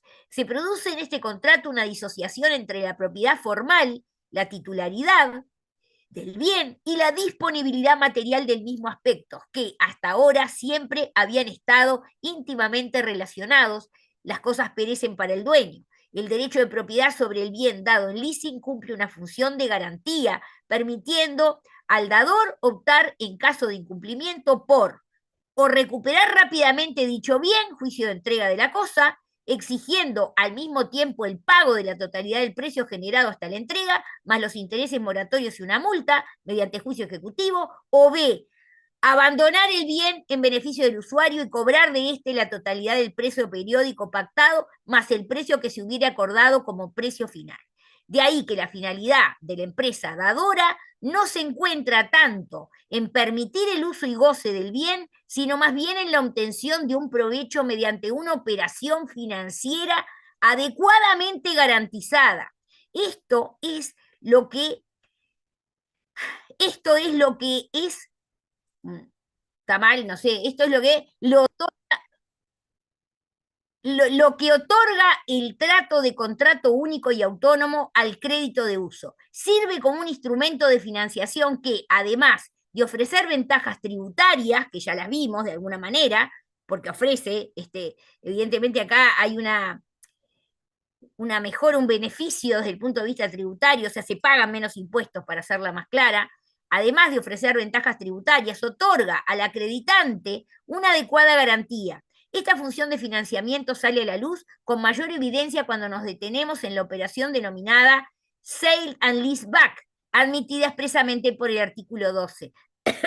Esa ya es el sumum, porque fíjense que ahí incluso ya se acabó aquello del pobrecito que vamos a proteger. No, ahí directamente el bien originariamente es de propiedad del usuario, pero se coloca en este fenómeno del leasing que eventualmente después le va a permitir de nuevo a ese usuario recuperar el bien, y eso es lo que está expresado en el artículo 12. Y dice, ¿sí? Acá seguimos citando a Blengio. 3 son entonces los caracteres más destacables de este contrato. Carácter financiero de la operación, es por esencia un negocio financiero. B, función asegurativa del dominio. El dominio de la cosa funciona en una forma similar a una garantía real en el mutuo. O sea, ¿se acuerdan en el mutuo por qué hablando de forma similar a una garantía real en el mutuo? Porque se acuerdan que en el mutuo, que ya lo estudiamos, ahora sí lo estudiamos, ¿no? Porque la otra vez que yo hacía referencia al mutuo, vino John y me dijo, lo que pasa es que todavía no vimos mutuo. Ahora ya lo vimos, ¿no? Está claro. En el mutuo, cuando se entrega el dinero, el que lo recibe se hace dueño, evidentemente, y después devuelve otro tanto de la misma especie o cantidad, pero él se hace dueño, ¿está? Entonces, función asegurativa del dominio, el dominio de la cosa funciona en forma similar a una garantía real como en el mutuo. Y, finalmente, C, se desplazan los riesgos inherentes al dominio en cabeza del usuario siempre. La sociedad de leasing no asume ningún riesgo a pesar de ser propietaria, ¿está? Todo esto es la explicación teórica, ¿no?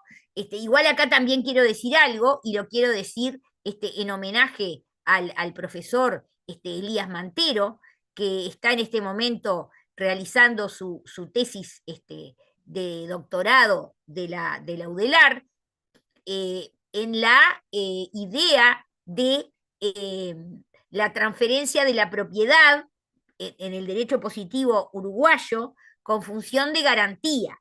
Todo un tema que evidentemente en un sistema, vamos a decir, muy decimonónico no podía ser admitido.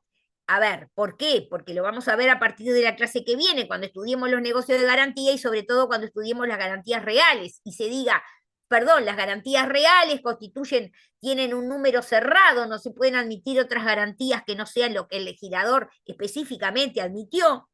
Pero nosotros, sin embargo, Ya en la compraventa, cuando veíamos compraventa con pacto de retroventa, de alguna manera nosotros vimos que ahí hay una figura donde más allá de la función claramente de cambio de un contrato de compraventa, que nadie le va a dudar la función de cambio, pero si hay un pacto de retroventa, de alguna manera hay un ida y vuelta que podía tener que ver no ya con una función estrictamente de cambio, sino con una función de crédito y fundamentalmente con una función de garantía.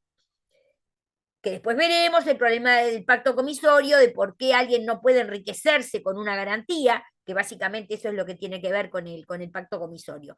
Pero, dicho esto, el tribunal con esta introducción, que ustedes dirán, bueno, pero un tribunal, porque esto es toda una discusión, ¿no? Un tribunal tiene que decir todas estas cosas o que resuelva el caso y San se acabó. El problema es que no es que se resuelva el caso y San se acabó. El problema es que hay que dar una fundamentación a la sentencia. La sentencia tiene que estar fundada. Entonces, el tribunal va a fundar lo que decide acerca de si revoca o confirma la sentencia de primera instancia sobre la base de ciertos fundamentos que en este caso son estos. ¿Tá? Y claro, ahora sí, pasamos concretamente al caso. ¿Y qué es lo que en definitiva se plantea? Por eso el tribunal dice, en el caso estudio, la parte actora Brow promueve un juicio de rescisión de contratos de leasing varios con la empresa tal, manifestando que, y acá dice, en tal fecha el señor tal en representación suscribió un contrato de crédito de uso, leasing financiero sobre varios tractores. Acá cuentan el cuentito, ¿no? Los 3 contratos de leasing celebrados. En otra fecha, maquinaria, y finalmente el último de la camioneta Chevrolet no sé qué. Vieron que acá está hablando del año 2017, allá arriba decía 2014, en algún lado hay algo que está mal. Yo creo que lo que está correcto es esto, el último leasing fue en 2017.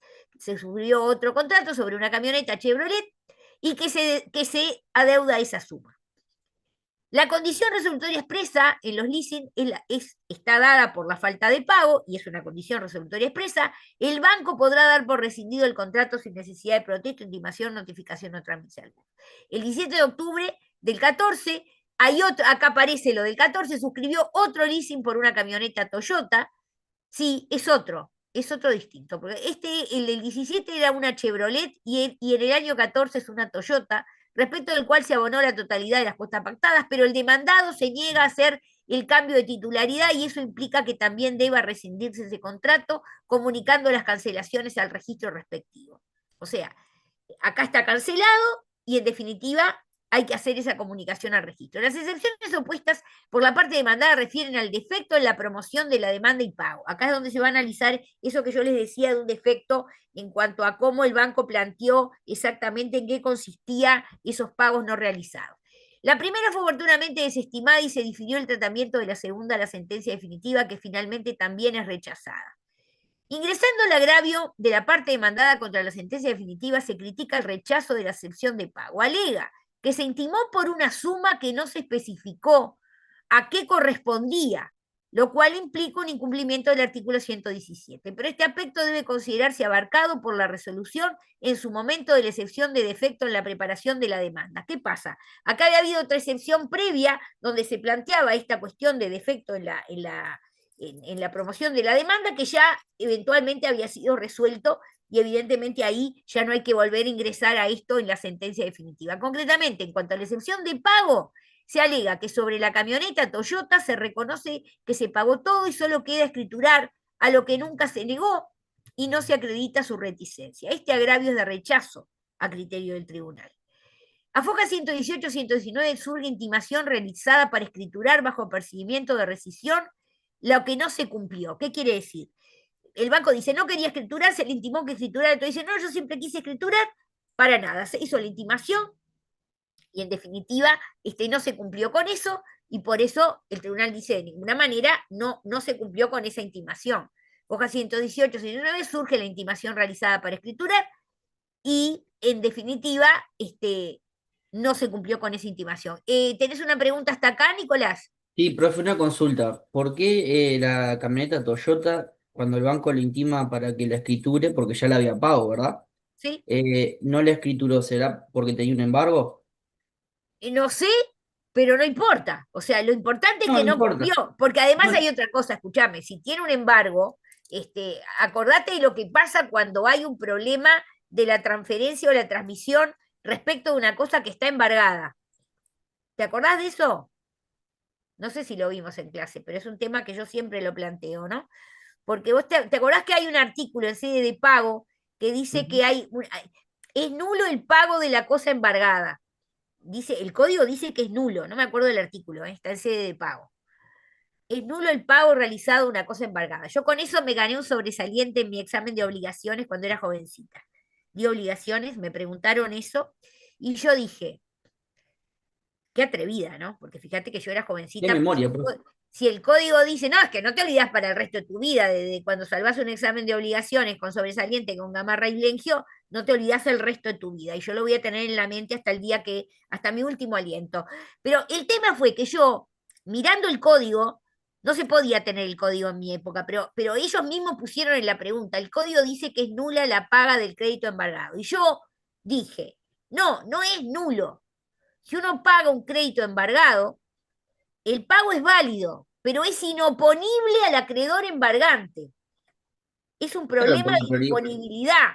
por Entonces, la prioridad también en el registro. porque hay, obviamente, porque si está embargado, quiere decir que está señalizado y ese embargo ha sido conocido respecto de los terceros, sea por el registro o sea por cualquiera de las otras formas. Pero básicamente es el tema del registro. Entonces, la paga del crédito embargado, la paga de un crédito embargado no es nula, sino que es inoponible al embargante. ¿tá? Y entonces estos tipos que me corrigieron a mí dijeron, qué maravilla esta chiquilina, porque claro, contra lo que dice el código dice que es nula. Y no es nula, es inoponible al embargante, o sea, es válida y eficaz para todito el mundo menos para uno, que es Claro, el el embargante que puede le es perseguir la cosa. inoponible. Ese puede actuar como si eso no hubiera pasado y ese le va a ir a cobrar de vuelta al que le tiene que cobrar, y por eso todo lo que ustedes estudiaron cuando estudiaban el problema de cesión de crédito, la trascendencia, la notificación y todo eso que ya vieron y no quiero volver. Pero volviendo a tu pregunta es, ¿por qué Cucho, este tipo que había pagado todo, no hace la escritura? ¿Tá? Es la camioneta, Bien, claro. no sé, no puede ser eso, no puede ser eso porque igualmente se podía haber hecho y si había un embargante, se hubiera hecho menos para él y hubiera tenido que ser desinteresado por el que debía, que es el deudor, tampoco el banco, ¿está? O sea que ese no puede ser. No tengo la menor idea por qué, pero sí quedó claro que se le intimó y no lo hizo. Entonces, lo que no se puede negar, ¿qué fue lo que vimos nosotros? Que la institución, esta acreditante, puede rescindir el contrato si se prueba que el usuario incumplió, y en este caso hay un incumplimiento que es claro, no lo puede discutir y no puede venir a decir, pero yo pagué todo, sí, pero tenés una intimación concreta que no la cumpliste. Y eso es lo que le dice el tribunal, o sea que hasta ahí eso no va. Después sigue, ¿no? Respecto a los demás contratos de leasing celebrados, se alega que se adeuda un pequeño saldo de no sé qué y no el segundo. Al respecto, si bien la sala releva, y acá es donde le da, la sala le pasa el reto a la parte actora, que es el bro. Le pasa un reto por lo que yo les venía explicando desde allá arriba. Mirá lo que dice acá, lo que le dice el tribunal.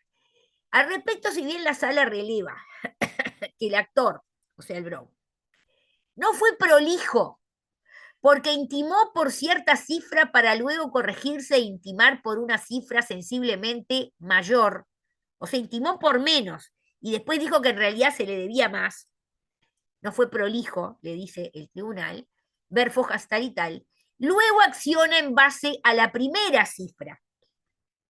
Pero al tratar de resolverse la excepción de oscuro libelo, que se funda en que no se identifican adecuadamente la deuda por cada contrato, se pide al broker que agregue el detalle, lo que hace. O sea, esto ya lo subsanó el juzgado de primera instancia. En un momento dado le dijo, bueno, acláreme esto, y entonces el banco le presenta todo aclaradito a Foja 117, cumple a Foja 117, surgiendo una deuda, y acá dice cuánto es que se debe, de 310 mil dólares, intimada en la segunda oportunidad. Respecto a esta información, la parte demandada fue notificada a los efectos del artículo 271 y no compareció a controvertir dicha información. O sea, quedó por esa. ¿tá? Entonces, sigue el tribunal. Entonces, releva el tribunal que la parte demandada al apelar cambia de argumentación. Otra cosa que hay que tener cuidado al apelar, es decir, uno cuando apela una sentencia está perfecto, va a manejar una serie de argumentos para criticar esa sentencia, pero una cosa que no se puede hacer, esto es el derecho procesal, pero ya se los cuento, es venir con argumentaciones que no se hicieron originariamente. No es que yo ahora, vista la sentencia de primera instancia, voy a salir con otros argumentos distintos a los que fueron objeto de mi defensa originaria, porque si no sería muy fácil todo. Vengo acá con una cosa distinta, nueva, que por supuesto la otra parte nunca vio en su vida. Se entera ahora cuando viene esta apelación. Entonces, ¿qué le dice el tribunal? Entonces releva el tribunal que la parte demandada al apelar cambia de argumentación, ya que ahora reconoce que adeuda una cifra menor a 45.560, cuando al oponer excepción de pago a Fujas 92 había afirmado que se había pagado todo, todo y todito. Y ahora dice, bueno, en todo caso debo un poquito menos. No, no es que deba todo, debo menos. Acá, como vimos, el argumento para la rescisión es que el usuario no haya pagado el canon, no lo haya pagado, no lo haya pagado todo o un poquito, no lo haya pagado. Por eso cuando él se defiende, si él hubiera dicho un poquito en aquel momento, de acuerdo a lo que vimos en esta clase, teóricamente, ¿qué podía haber hecho de entrada el tribunal? ¿Qué les dije hace un rato? A ver si me están dando bola o no. Vuelvo a preguntar, profe, que no entendí la Claro, pregunta. si de entrada le hubiera dicho yo debo pero menos, debo pero poquito, ¿qué podía de entrada haber hecho el tribunal frente a ese planteo como excepción? ¿Y le podría haber hecho lugar? No, al revés. No, tiene que dar Tenía que haberle dicho que no es la cifra proponible. exacta. Ah, claro, Que no es tendría que haber. proponible. La excepción es una excepción de pago. Si el pago parcial no está dentro de las excepciones. El pago es excepción de pago total, Dale, no de total, pago parcial. tendría que haber probado el pago total. Entonces, por eso yo les dije, si van a ser jueces, manejen bien qué excepciones se pueden y cuáles no se pueden oponer. Esto que él dice ahora, no lo dijo allá, y allá no lo dijo porque si lo hubiera dicho, ya sabe que esa excepción de entrada era no proponible y podía haber sido rechazada en forma liminar por el tribunal, como vimos que decía cuando analizamos eso. Por eso les dije que si van a ser jueces, estaría bueno que conozcan bastante bien esto para tener claro a veces y no seguir con juicios que no tienen nada que ver. O sea que, claro, los abogados son inteligentes y no van a venir con algo así. Ahora, acá en la apelación, con todo este mareo, dice, bueno, pero es menos. Y el tribunal le dice, ¿sabe qué? Usted no lo dijo, que hubiera pasado si lo hubiera dicho es otra historia, pero no lo dijo. Y acá está cambiando lo que decía. Allá dijo, pagué todo y ahora dice, no, pagué un poquito, debo un poco menos de lo que me están diciendo que debo. Introduce ahora también una supuesta irregularidad en cuanto sostiene que el actor habría incluido en la suma deudas por hipotecas y prendas, de lo que no hay y no se ensaya prueba alguna, además de lo extemporáneo de la argumentación. O sea, porque acá viste que te quiere hablar de que hay otras deudas que están garantizadas con prendas, hipotecas. ¿Qué tiene que ver eso? Acá estamos en un problema de una acción de rescisión de varios contratos de leasing. ¿Qué importa que haya otras deudas garantizadas con prendas o hipotecas? No tiene nada que ver. Es otro, como diría en algún momento Gamarra habló de harina de otro costal, le gustaba decir a Gamarra en algunos momentos. Con relación a las condenas, ya les dije, acá el tribunal se pone un poquito duro, no del todo, porque no condenó en costos, condenó solo en costas. A las condenas procesales se impone la condena en costas, sin embargo, para el azar no corresponde la condena en costos. Y explica el tribunal. En efecto, para el tribunal la parte demandada no es merecedor de tal sanción. En puridad, el núcleo de la apelación referente a la excepción de pago está alimentada por la confusa presentación del actor con relación a los montos debidos, por lo que si bien puede concluirse que el demandado actuó con ligereza culpable, porque tampoco la pavada, o sea, ligereza culpable hay, no puede entenderse ligereza culpable ante la liviandad de los argumentos, no parece que haya trepado a la conceptualización de malicia temeraria. Esto es un poco ver cómo va lo de las condenas procesales. Bueno, costas solamente cuando hay culpable ligereza y costas y costos cuando hay malicia que merece la nota de temeridad, que no parece ser este caso. El tribunal falla, en definitiva, confirma si la sentencia apelada con costas a cargo de la parte demandada, sin especial condenación en costos y colorín colorado, esta parte de taller que la hice yo, me voy a calificar. Yo, como soy muy, tampoco me voy a dar un 10, pero yo creo que capaz que un 8 me daría. ¿Estás de acuerdo, Franco, con mi nota o querés cambiarla? Está siendo muy generosa, yo creo que un 7 estaba bien, Un pero 7 bueno, estoy. ¿quién soy yo Bueno, para 7, 7 y medio, 7 para arriba? Pero 7 para ahora arriba. sería algo así como un bueno para arriba, pero. Sí, sí, ya sé, ya sé. Es suficiente, no es una cosa del otro mundo, pero bueno, me lo voy a anotar. Pero, Víctor, pero yo tengo Eh, una pregunta antes bueno, que bueno, dale, Víctor. dale, dale, aparte de la Yo no levanté la calificación. mano para, yo Un no 9, levanté la profe. mano para Voto por un calificarla. 9. Yo Tampoco solo quería sean que demagogos, no estuviera. hagan demagogia tampoco, no hay cosa peor. A ver, ¿cuál No, es la yo pregunta? solo quería que usted recordara lo que se siente, sacar una nota medio baja. La cuestión es, o sea, me permito preguntarle, ya que si usted bien entiende que los jueces no lo saben, bueno, ¿quién soy yo para saber lo que ni los jueces saben? Cuando usted dice que la excepción de pago tiene que ser, no puede ser parcial, ¿verdad? No puede ser Sí, parcial, sino que tiene que ser total. La sí. cuestión es, pero ¿qué sucede cuando usted me demanda a mí ¿no? Por el pago, ¿no? Cobro en pesos de $100.000 y yo efectivamente puedo demostrar que pagué 50. Yo puedo responder la demanda o sea, no por vía de excepción, ¿verdad? Pero puedo decir, bueno, Sí, yo pero eso pagué es otro 50. juicio. Este es un juicio Por eso. monitorio con unas excepciones limitadas y cuando te habla de pago, te habla de pago. El otro tema está resuelto hace 1000 años en el ámbito del derecho procesal y lo que te dice es que no te paraliza una ejecución común, vamos a Claro, decir, una ejecución claro. común, sino que eso es algo que queda reservado, una etapa ulterior, que es la etapa de liquidación, porque evidentemente el hecho de que si vos realmente no debías todo, solo te van a poder cobrar lo que no pagaste con intereses, pero no te pueden cobrar de nuevo lo que pagaste. Y está bien, ¿me entendés? Pero no te Bien, paraliza perfecto. la ejecución, porque el otro tipo tiene derecho a ejecutar porque vos no pagaste todo. Y el otro sigue siendo acreedor de lo que vos no le pagaste. Y ahí vas a tener que pagar y pagar con intereses de lo que no le pagaste. Que no quiere decir que no lo puedas, que es una defensa que no la puedas manejar. Pero lo que pasa es que no paraliza la ejecución. Eso es lo que se habla en general con el famoso problema de la excepción de pago parcial. No es excepción salvo a la etapa de liquidación, donde es evidente que nadie te va a cobrar lo que ya pagaste, porque lo que ya pagaste no lo debes. No sé si soy clara. Y no No, dije no, que los perfecto, jueces no sí. sepan eso, ¿eh? Mirá que yo con mis colegas me llevo muy bien y los respeto mucho. Bueno.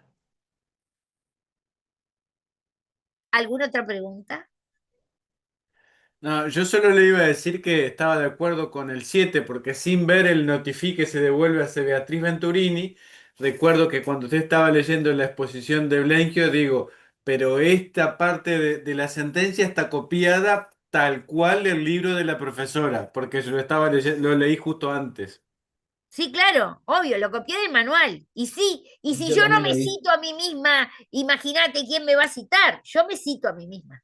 Y creo que el manual en esto es una explicación. O sea, hay otros trabajos y hay. Por eso les puse al final de la presentación, que no lo ignoren, toda una bibliografía, para que ustedes no se limiten eventualmente cuando tengan que profundizar en el estudio del leasing, porque tengan un caso, no van a quedarse solo con el manual y por eso les pongo una bibliografía que es mucho más amplia.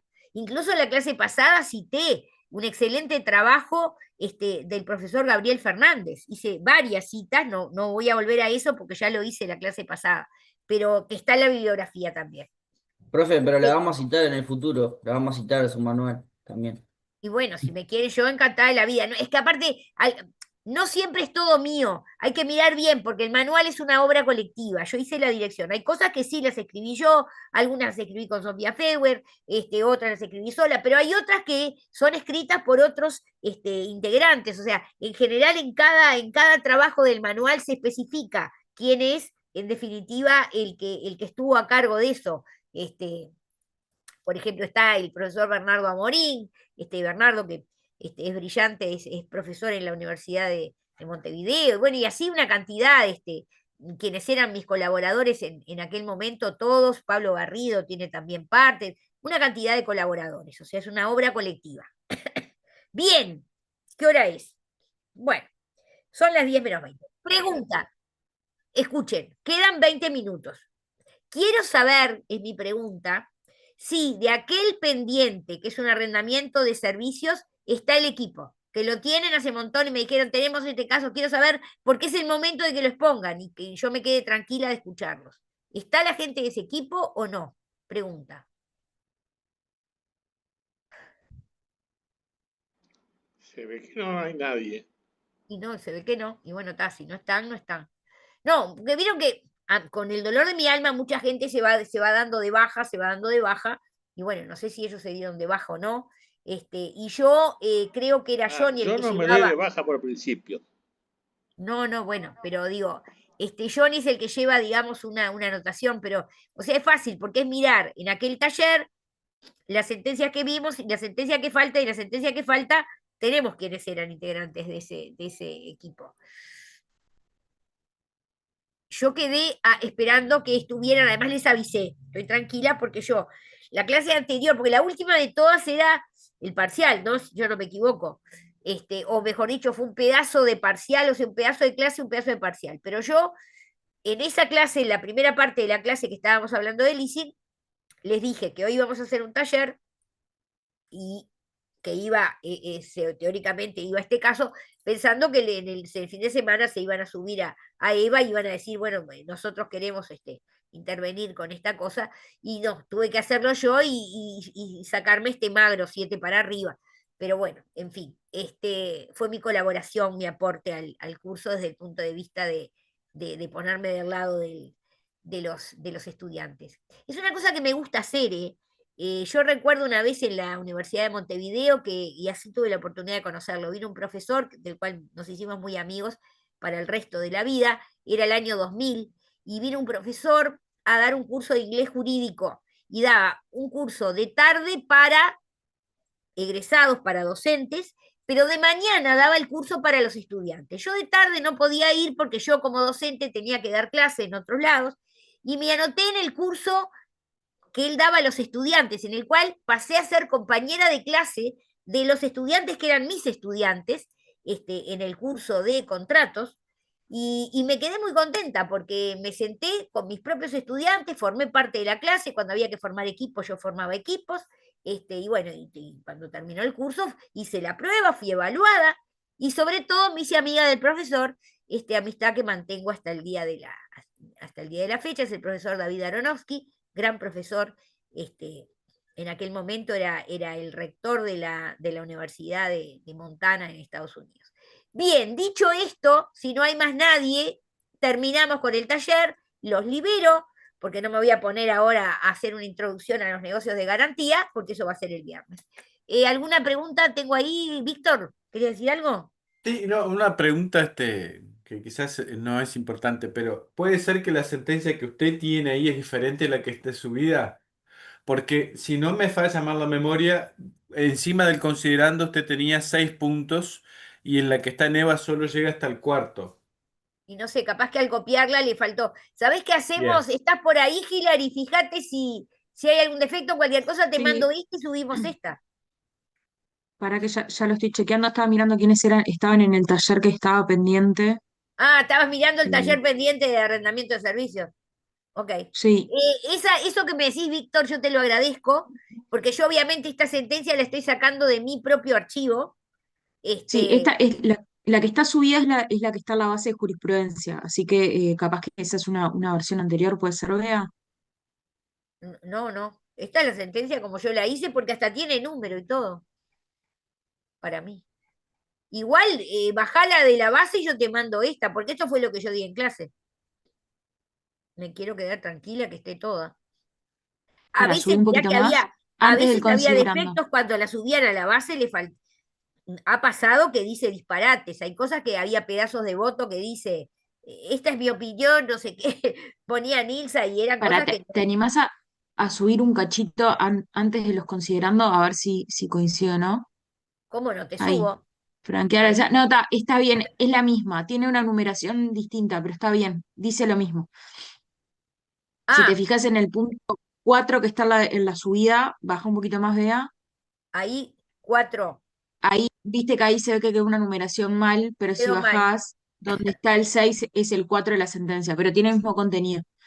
Ok. ¿Está bien? ¿Está superado entonces, Víctor? ¿Está bien? Perfecto, muy bien. Me hace el pulgar para arriba, así que está todo perfecto. Yo con la artrosis de esta mano, dentro de poco voy a tener problema con el pulgar para arriba, pero es un problema personal, que estoy tomando medicación. Quédense tranquilos. Bien, entonces, en definitiva, ¿pudiste averiguar eso, Hilary? A ver quiénes son los que nos faltan. No. Sí, te digo, dame un A ver, segundo que voy. los llamamos por su nombre. Mirá, ya se empezaron a rajar, ya hay 89 nomás. ¡Ja, ja! Eran Ya se 120 y fueron pico y ya todos. se tomaron el buque. Mira, Montón. es la sentencia es la 134/2020 y es Camejo Michelle, González Ana Claudia, Camejo, Marroco pariente Débora, mío. Yo soy Venturini Camejo. ¿Vos te das cuenta que un sí, pariente me haga esto? Pelle María, Prieto Verónica, Sosa María y Torres Arlen. No hay ninguno. Buah, bien. Bueno, ya está. O sea, ahora eso sí, esta sentencia ya no se da, porque la oportunidad era esta. Esto es como les dije en la iglesia, el que tenga que hablar, que hable ahora o calle para siempre. Pasamos directamente a la parte de que callen para siempre. Bueno, muy bien. Entonces, un placer, ha sido un verdadero placer. Se puede profe. ir a cenar temprano, sí. Rosa, No, que gracias. Sí, Nos vemos no, el quería viernes. saber qué, perdón, sí. para el viernes, profesora. Dije como más o menos 3 veces que empezamos con negocios de introducción a los negocios de garantía. Y gracias. Y está en EVA, ¿eh? Está la presentación, está todo, está bueno eso, porque vamos a cambiar de tema. Introducción a los negocios de garantía. Ivana, ¿tenés alguna duda? Sí, no, todo muy claro, profesora. Agregar solamente que no solo la citan, sino que la recuerdan con mucho cariño. Le manda saludos, no me quería olvidar de decirle, Ignacio Minestoy, el juez letrado acá de Rosario. ¡Ay, qué amoroso! Sí, Sí, fueron alumnos me míos. dijo, por favor, me pidió encarecidamente que no me olvidara de este encargo. No, escúchame. Nacho, Sí, Nacho, me para dijo, te va a mí. decir Nachito, Nacho, porque estuvimos visitando dije que audiencias no, y tuve el dije que gusto no, de le dije conocerlo en una Nachito y ya me audiencia. pareció un Sí. atrevimiento. Dije Nacho, así más grande, ¿viste? No, es el padre, que yo lo aprecio mucho, el doctor Amestoy, y bueno, y la profesora Nilsa Salvo, que también la quiero muchísimo, y él además trabajó como funcionario, yo ya estaba yo ingresé al tribunal y él estaba ahí, hizo toda su carrera, y le está yendo muy bien. También, por favor, de parte mía, decirle que le sigo augurando el éxito que ya veo que está teniendo. Así, con esas palabras, decíselo. Y gracias. La verdad que te agradezco mucho, me dejas contenta. Este final de clase me deja muy contenta. Bueno, chicos, a cenar. Nos Bueno, vemos el hasta el viernes. Gracias, viernes. profe. Gracias, Nos nos vemos el vemos el Gracias, viernes. Viernes. Nos hasta vemos el viernes. viernes. Chau, chau.